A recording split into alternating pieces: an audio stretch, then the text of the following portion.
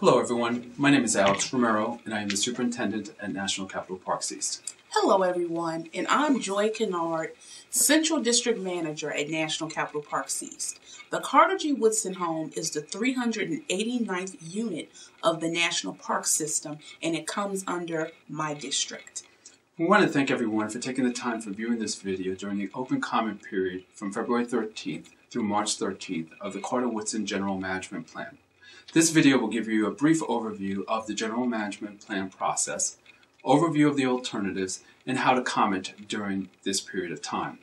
The purpose of the General Management Plan is to ensure that the National Historic Site has clearly defined direction for developing the site while providing for public access and resource protection.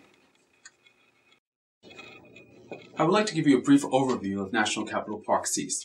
As Joy just mentioned, Carter Woodson Home was the 389th park unit assigned to the National Park System, and it's also managed by National Capital Parks East. We have approximately 8,000 acres that make up our park. There are 3 million recreational users and over 8 million non-recreational users annually. Our park boundaries expand over 3 counties in the state of Maryland and over 5 wards in the District of Columbia. We have 3 concession operations and 3 African American sites that we also manage, including the Frederick Douglass National Historic Site, Mary McLeod Bethune National Historic Site, and the Carter Woodson National Historic Site. The demographic and economic communities that the park boundaries fall within are very diverse. We have approximately 250 staff employees, and we have a variety of different partners that focus on cultural, natural, and recreational opportunities offered at National Capital Parks East. The Woodson Home and Complex consists of 3 buildings, 1538, 1540, and 1542 9th Street. This complex will be the future visitor center, National Park Service office space, and permanent location of the Association for the Study of African American Life and Histories, the organization Carter G. Woodson founded in 1915, their headquarters. The home is located in Northwest Washington, D.C. in the Shaw community. We will be interpreting the community of Shaw during the period of significance from Dr. Woodson's purchase in 1922 to 1950 when he died. This site will also be interpreted as a beacon of intellectual autonomy and a symbol of enlightenment for masses of African Americans and other people of multicultural backgrounds. I'd like to go over the 5-step process of NEPA, the National Environmental Protection Act. And this gives you a brief overview of where we are currently in the planning process. Step 1 is project identification. Identify the need for action, establish purpose, objectives, and goals. The second step is scoping. Using an interdisciplinary team, conduct internal scoping, develop preliminary alternatives, conduct external scoping including preliminary consultation with agencies such as the District of Columbia Historic Preservation Office, and determine the appropriate level of NEPA documentation. The third step is analysis.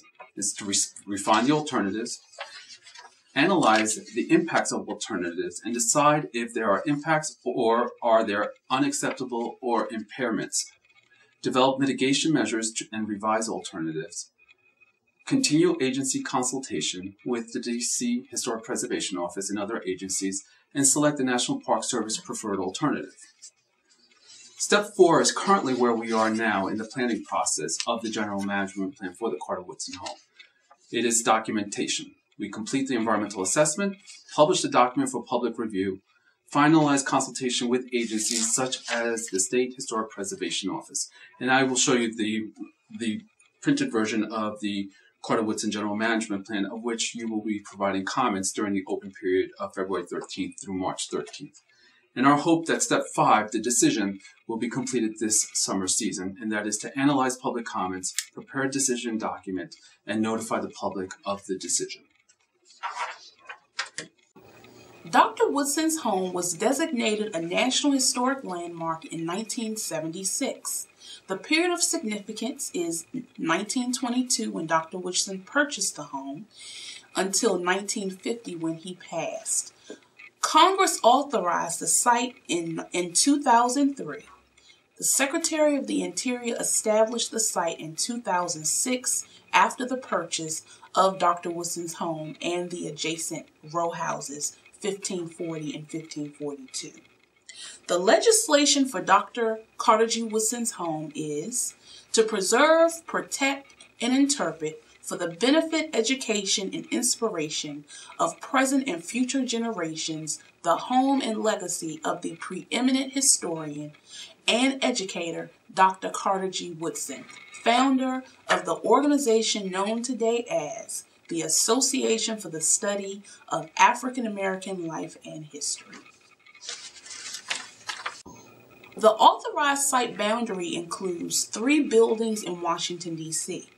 The home of Dr. Carter G. Woodson at 1538 9th Street, 1540 9th Street, and 1542 9th Street. The 4th building, 1544 9th Street, was authorized for purchase by the National Park Service. The building was recently purchased by a local citizen and has been renovated.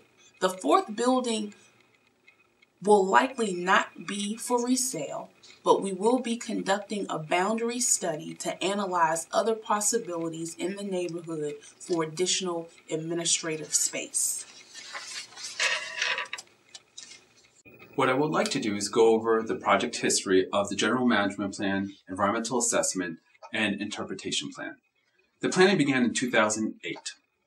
Alternatives were approved in 2009, and the first internal draft review was done in 2010, and a second internal draft review was completed in 2011. The National Park Service Program and Policy Review and Permission to Print was completed in the fall of 2011.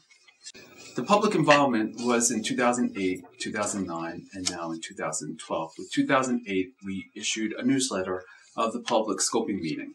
In 2009, a second letter was issued identifying the alternatives, and now here we are today, 2012, with the General Management Plan released for review and comment. And we're hoping that you will participate in that commenting during the open comment period of February 13th through March 13th. This General Management Plan has 2 management zones. The first management zone is the historic Woodson Home Zone, managed primarily like a museum house, which would be a museum with the look and feel of a house. The second management zone is the Visitor Use and Park Operations Zone.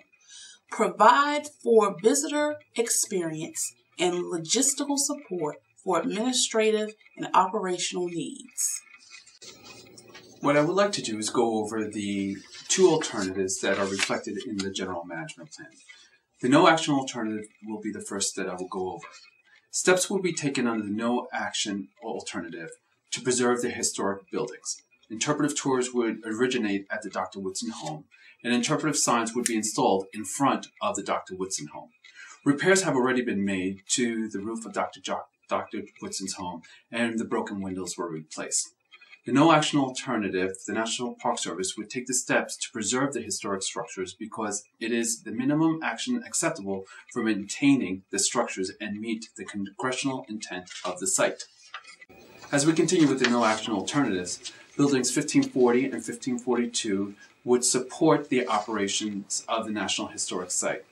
The public would not have access to the buildings, and partnerships with local and national organizations and universities would continue. What I would like to do is go over the preferred alternative reflected in the General Management Plan of the Carter Woodson National Historic Site. As Joy mentioned earlier, there are 2 zones reflected in the General Management Plan. Here in the schematic, there are 2 colors. The cream color is referred to as the Historic Site Zone, and the purple is the Visitor Use and Park Operations Zone. At any time during this video, particularly now, please pause the video so that you can review or go over the schematics in greater detail. In the basement, we would be excavating certain areas in this area. We will be installing utilities including electrical, mechanical, security and fire, as well as the elevator mechanics. This area, the basement, would also serve for administrative space.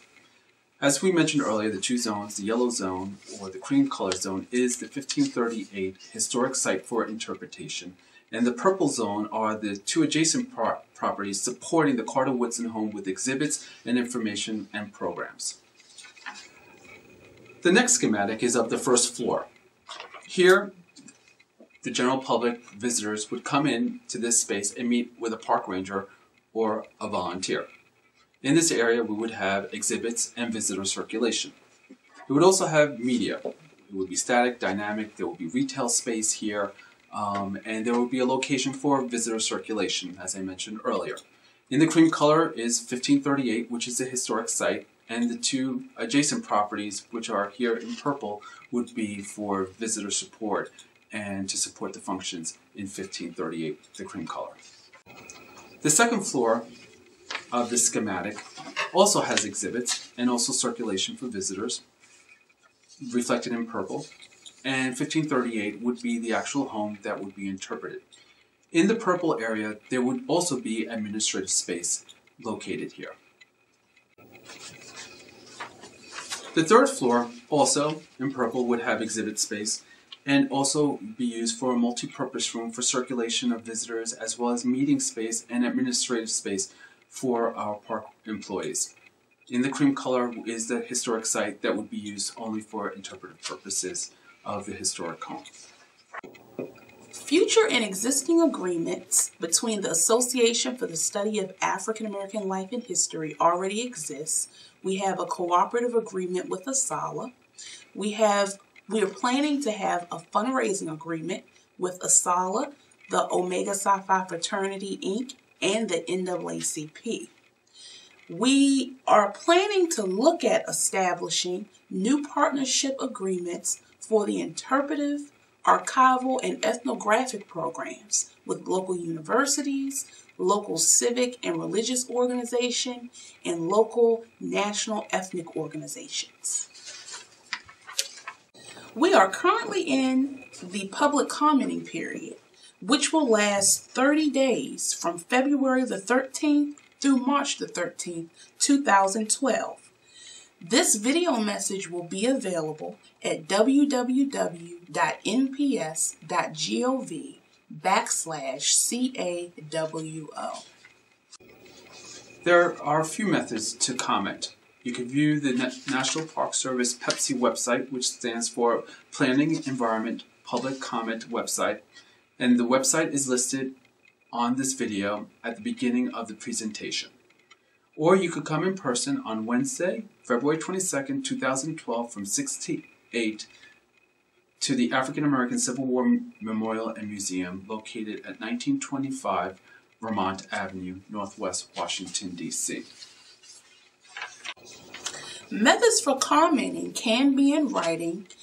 You can write and mail in your response to the Carter G. Woodson Home National Historic Site, General Management Plan, National Park Service, Denver Service Center, -P, P.O. Box 25287, Denver, Colorado 80225. Tentative project schedule and next steps are late spring of 2012.